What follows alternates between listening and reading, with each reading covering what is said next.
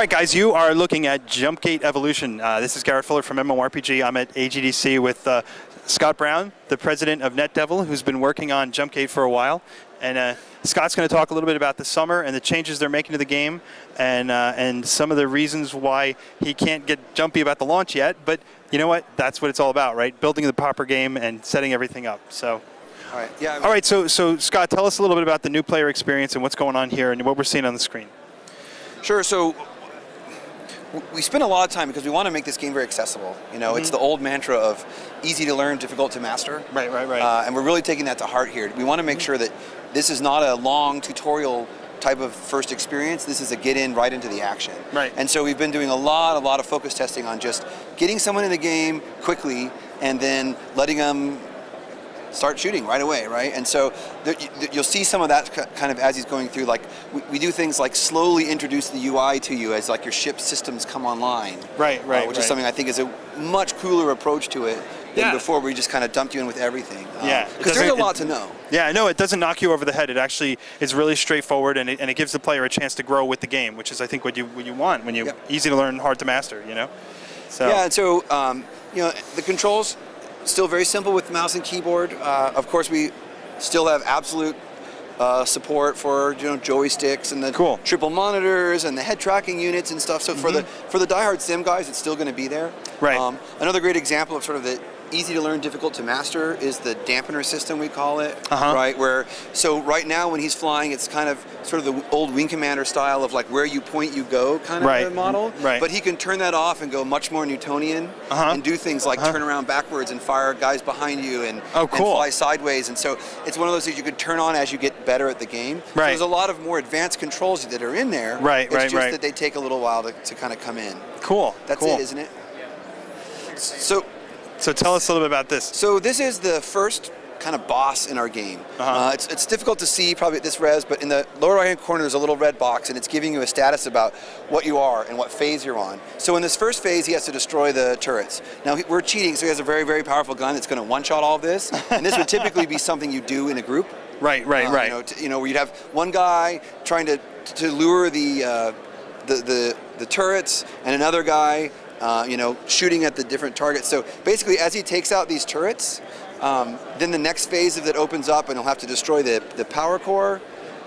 And as he destroys the shield generator, and then as he destroys the shield generator, he has to destroy the power core. And then when the whole thing goes up, the whole thing explodes. So now we'll just sort of turn around. You can kind of watch the show. And this is where you're going to get like the really big loot drops in our games from these big boss encounters, basically. Cool. But we've been doing a lot of work on the effects engine and really working that over completely, and the artists are real excited about kind of the additional tools they have now in the game.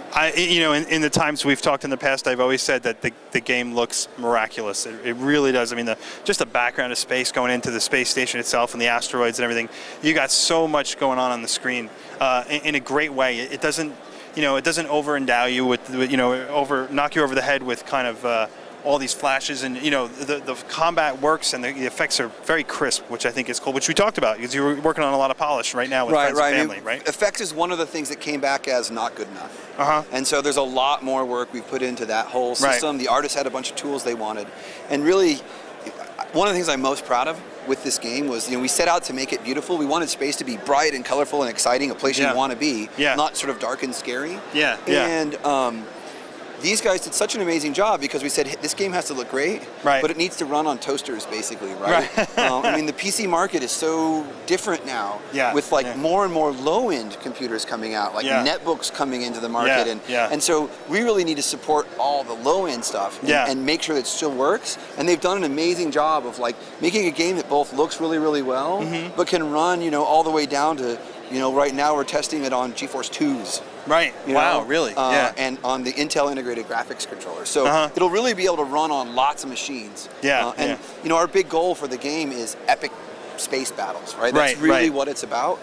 And so I'll show you one here when we get into it. But this is another sort of advantage of the performance that we're getting from the art, is that rather than like a traditional MMO of kind of coming across mobs, and you kill the mobs and they sort of respawn, we thought, what if you came across battles? Right.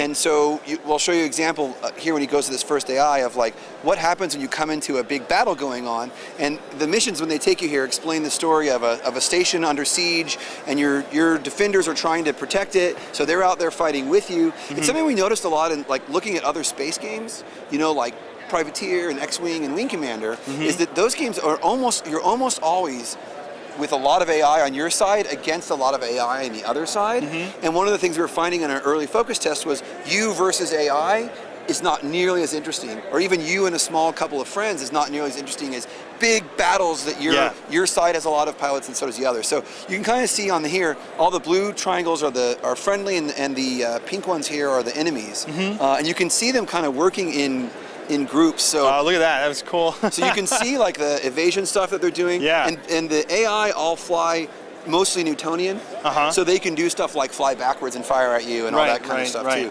But they'll also do interesting things like work together.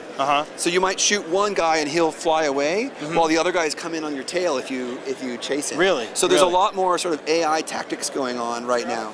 I got to be honest. I think as a player, right, and this goes across any MMO, whether it's space or fantasy or anything like that, it's much more interesting to be thrown into the scene and how you're going to interact with the scene, as opposed to walking up going, there's 10 mobs, I'm going to pull the first one. You know, when it's all going on around you and you're kind of you're you know, almost like a character in a movie, you're thrust into the moment.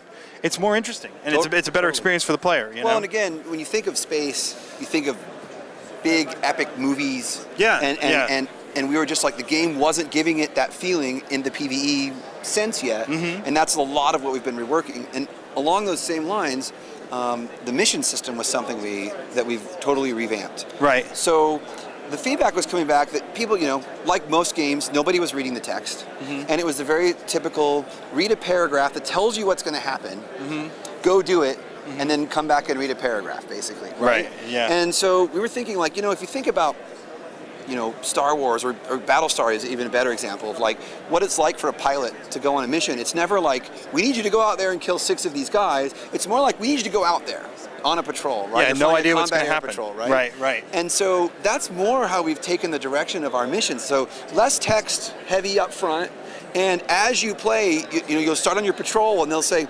well, that's interesting, you know, could you go scan that? You know, and then you scan it, it's like, oh, we've learned that there's pirates in the area, and so could you head over here because we think this is where their base is? And then maybe you kill so many pirates, and it's like, we need you to collect data recorders, and we're going to analyze those when you get back. And so kind of the mission unfolds for you as you play, instead of sort of being told it up front, which is awesome. And the other thing we didn't realize, because it seems kind of counterintuitive, is we thought in station is the time to read, in space is the time to fight, right? Yeah. But it turns out that by giving you the text in space, in small chunks, everybody reads our story. Yeah. Which is so exciting, where before, when you're in the station, people just want to get back out into space as quickly as possible. It's true. So they just skip through all our text. It's true.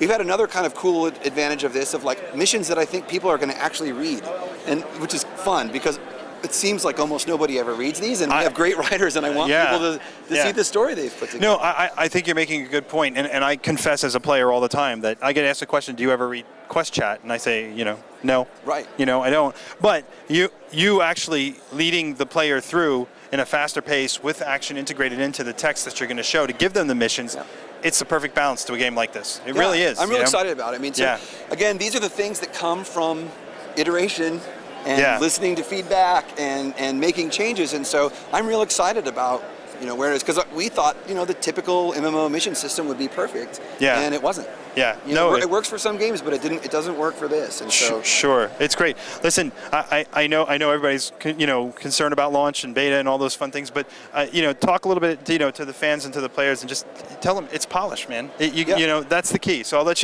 you end on that note.